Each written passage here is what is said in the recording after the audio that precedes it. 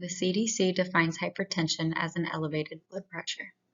Blood pressure is the force that is exerted against the body's arteries by circulating blood. Hypertension is characterized by a systolic blood pressure greater than 140 or a diastolic blood pressure greater than 90.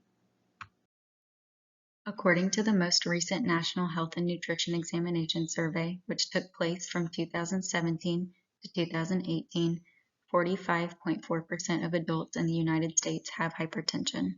That is nearly 1 out of every 2 people.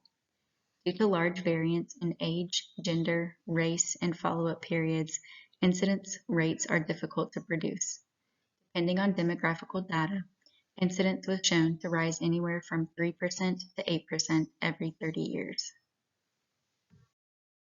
Hypertension is more prevalent in males than females by approximately 6%. Non-Hispanic Black adults have the highest prevalence of all races. Treatment non-adherence and the risk of associated organ damage at an early age is also greatest in non-Hispanic Black adults. Hypertension is most prevalent in adults 60 years of age and older. Low-income regions have the highest prevalence of hypertension due to low health literacy, treatment control rates, physical and financial access to care, and limited access to blood pressure monitoring devices. The prevalence of hypertension decreased by 6% from 2000 to 2014. However, it then increased by 4%. Currently, there is not much change in prevalence. Hypertension is still on the rise. However, more patients are being treated. This is thought to be an outcome of the Affordable Care Act.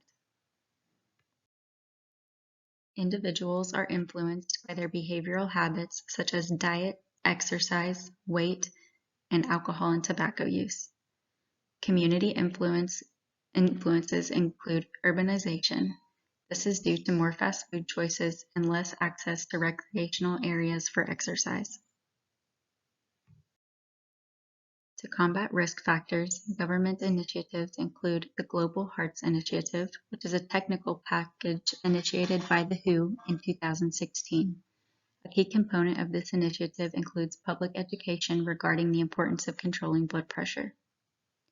The United States Preventative Services Task Force makes a Grade A recommendation, meaning there is a substantial net benefit for screening all adults 18 years and older for hypertension.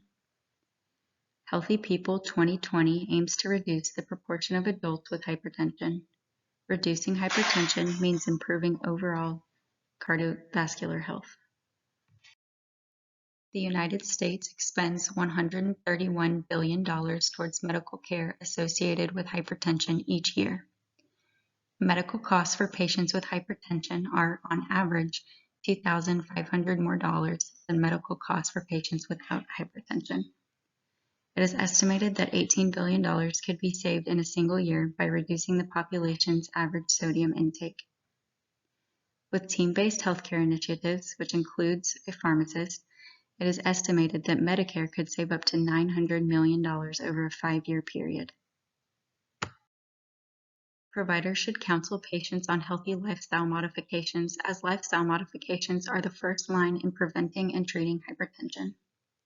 The JNC recommends the DASH diet. This diet includes sodium reduction, a high intake of fruits and vegetables, and limited added sugars and saturated fats. The JNC also recommends moderate to vigorous exercise 3 to 4 days per week, 40 minutes in duration. Stress reduction is also important in the management of hypertension. Stress reduction may include meditation and breathing control. Treatment adherence affects 10 to 80% of outcomes.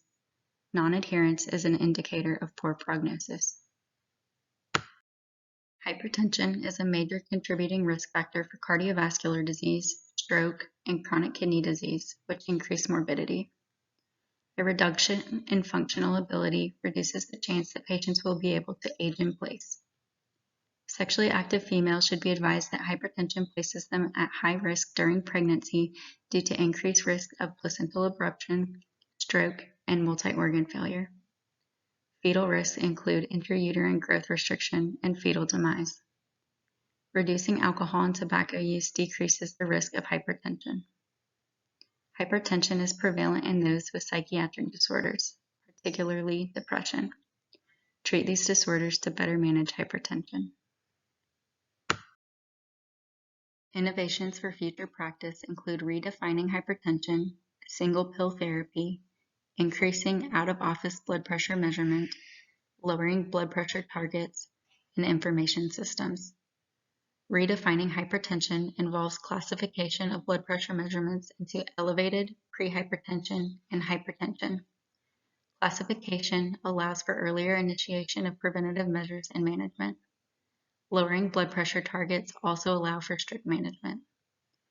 Increasing out-of-office blood pressure measurement to better and more accurately control blood pressure. Information systems can be utilized for close and more accurate monitoring. Single pill therapy can be utilized to improve treatment adherence.